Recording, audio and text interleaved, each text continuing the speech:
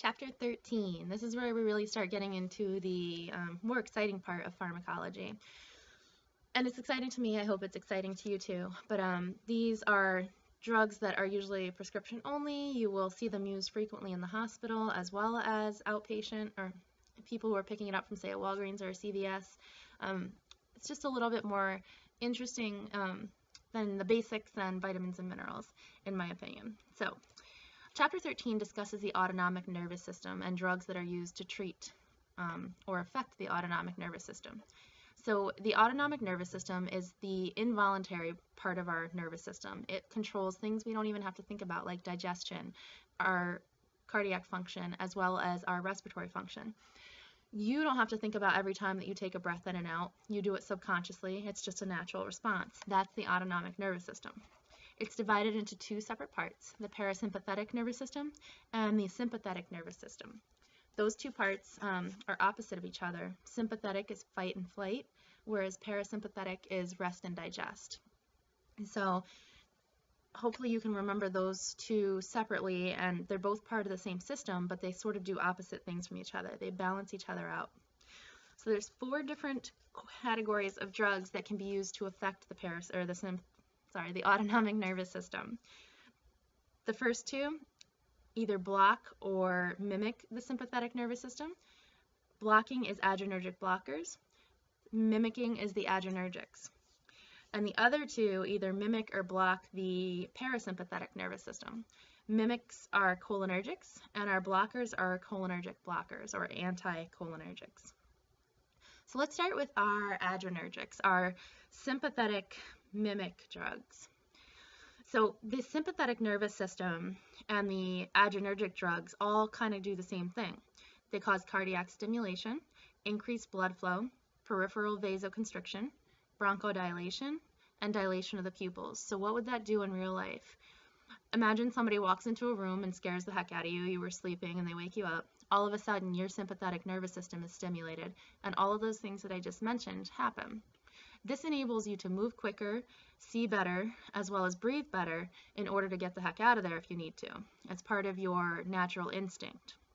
The neurotransmitter that is released within the sympathetic nervous system includes norepinephrine, epinephrine, and dopamine, and those are the neurotransmitters that help move the impulse from nerve to nerve to get the message to your brain, hey, time to get up, start breathing because you're about to run for a little while. And basically everything just kicks up a notch. So uses of the adrenergic drugs include restoring rhythm and cardiac arrest, elevating blood pressure in shock, constricting capillaries, which can also affect hypotension. It can bring it back to normal blood pressure. Dilating bronchioles in acute asthmatic attacks, bronchospasm, or anaphylactic reaction, such as an EpiPen. And ophthalmic procedures, although that is covered elsewhere. So,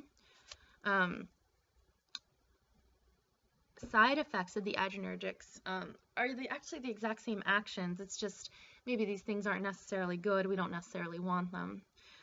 Just like they can restore rhythms, they can also mess up rhythms if they're, if they're not received properly or overdosed. So cardiac arrhythmias is a side effect.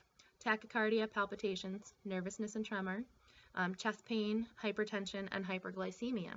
So these are all things that we expect to happen. They're not necessarily bad or unexpected. They're just side effects. Somebody's not comfortable on my lap today. Precautions and contraindications with adrenergics may apply to patients with pre-existing chest pain, coronary insufficiency, hypertension, cardiac arrhythmias. It's funny, they're used to treat it. It's a side effect. It's a precaution. You can kind of see a trend here. Angle closure glaucoma and hyperthyroidism. So necessarily, if someone were in shock or anaphylactic reaction, it's not that we wouldn't give these medications. We'd just be aware that they could pop up with a cardiac arrhythmia after we've treated their shock or their reaction. So I'm not going to go over interactions because it's really basic. It covers classes of drugs as opposed to specific interactions. If you want to know about specific interactions, what I would recommend doing is when you have a drug, look it up in your nursing drug reference and see what it interacts with. That's the easiest way to find out what your particular drug interacts with. Just because epinephrine interacts with one medication doesn't mean that dopamine is going to do the same thing. Table 13.1 has a list of the adrenergic drugs. It's short and sweet. There's not too many.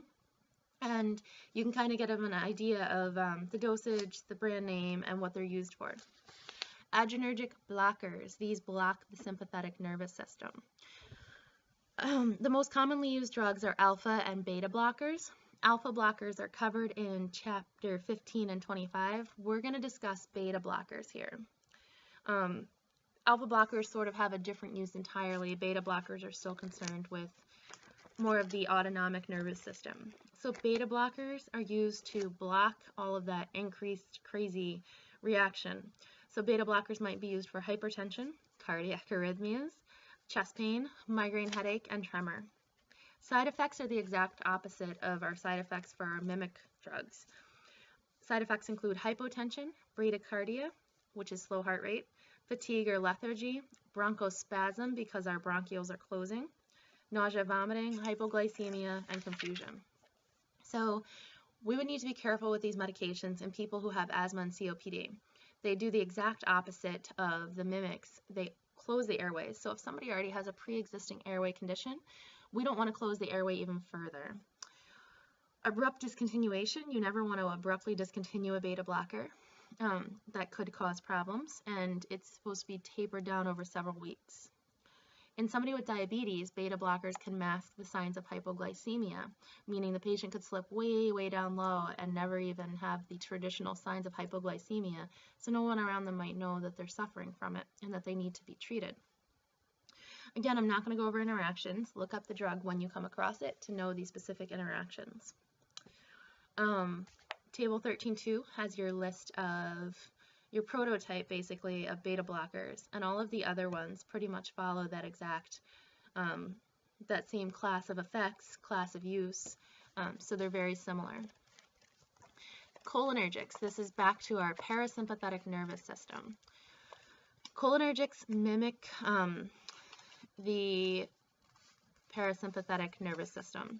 The neurotransmitter in this case is acetylcholine, and these drugs can also be called cholinergic drugs.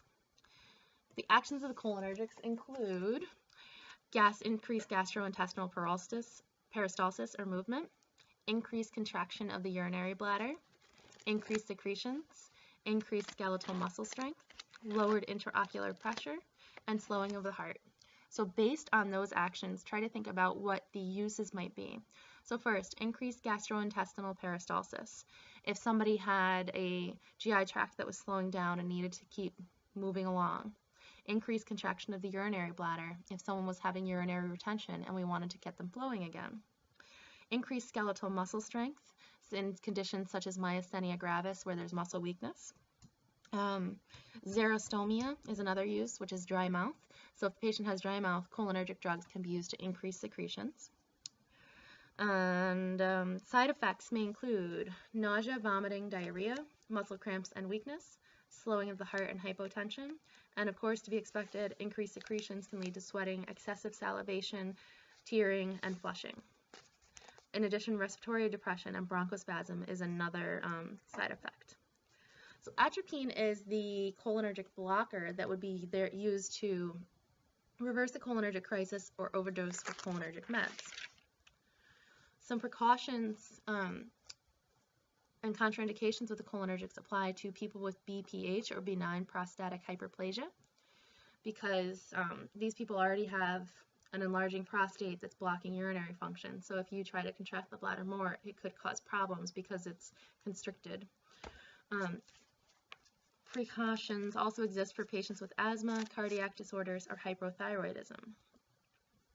So cholinergic blockers, we already talked about atropine. That's a traditional cholinergic blocker.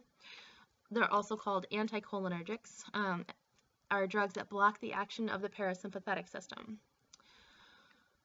And atropine was a classic example that we talked about. So actions of anticholinergics include drying of secretions, so drying everything up, decreased GI and GU motility, so think about a patient who maybe is incontinent and we want to stop them from being incontinent, as well as dilation of the pupils. Uses of the anticholinergics include antispasmodic and antisecretory for GI or GU hypermotility, i.e. our incontinent patients or those with diarrhea or irritable bowel syndrome. Preoperative and pre-anesthetic uses to dry up secretions before someone goes into surgery or during surgery. As an antidote for poisoning or insecticide poisoning, cholinergic crisis, or mushroom poisoning. For the emergency treatment of bradycardia or AV block. For dilation of pupils to diagnose glaucoma, as well as the prevention and treatment of bronchospasm. So, side effects may include blurred vision and headache. Of course, since we're drying everything up, constipation, urinary retention, and dry mouth. It can also cause drowsiness, so falls, delirium, cognitive impairment, especially the older patients, and palpitations and tachycardia. 13.4 has your short list of cholinergic blockers and or anticholinergics. There's many more drugs than that, but it's a good place to start. This chart on or this table on page 225, 13.2, really helpful for figuring out the different drug categories and how the parasympathetic and sympathetic nervous system work. As you can see, I still get tongue-tied sometimes when I'm talking about it. But it's good to know these things. These are very basic, everyday, in-use drugs. You know, we have atropine used frequently in hospice patients who have increased secretions.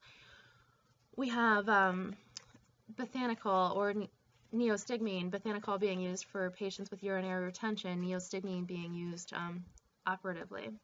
Beta blockers are so common, you'll probably want to run across one in every patient who's got hypertension. So it's always a good idea to know exactly how these work and why they work. So that covers this week's lectures.